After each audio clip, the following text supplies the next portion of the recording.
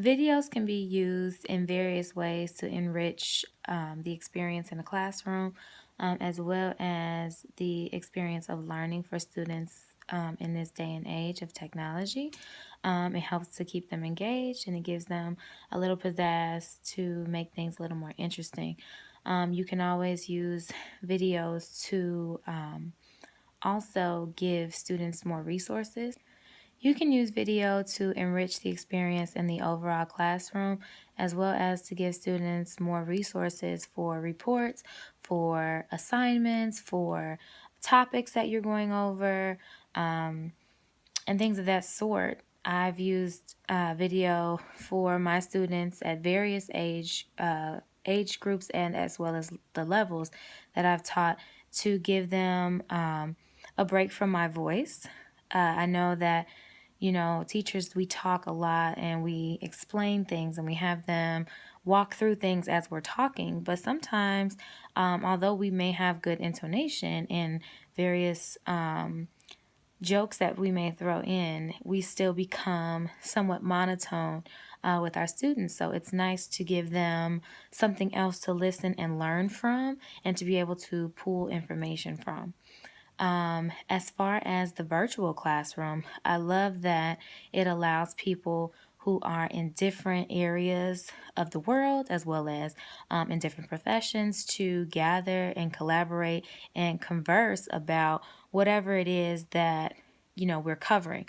For example, with Teach Now, us just having this conversation about how to upload videos and how to utilize them properly as well as well into our classrooms that we already have and our classrooms that we will have is also awesome, because we then understand how other people may have had a failure with one thing and how they improved it or how their students reacted, and maybe that's something we should try with our students who may be similar and need those similar types of resources to achieve their own learning goals.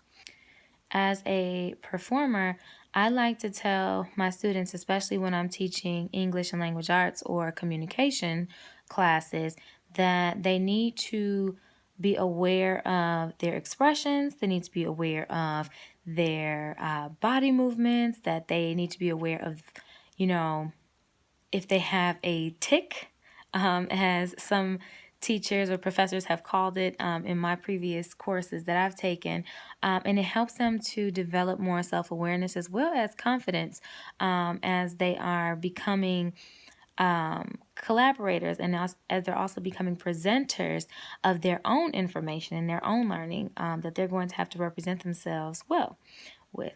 So I always like to encourage them to videotape themselves or to look at themselves in the mirror, which in today's age, you can just look at your phone. And they realize certain things that maybe they wouldn't if they're just talking or reading from a piece of paper and never ever seeing what that presentation looks like in person. I have had some experience in media. My background is in advertising as well as public relations and communication. So I had a lot of whether it was media clips or media packets and things that I had to put together. And some of those were digital videos, creating blogs, clipping recordings and creating MP3s and MP4s as far as the video is concerned for those things.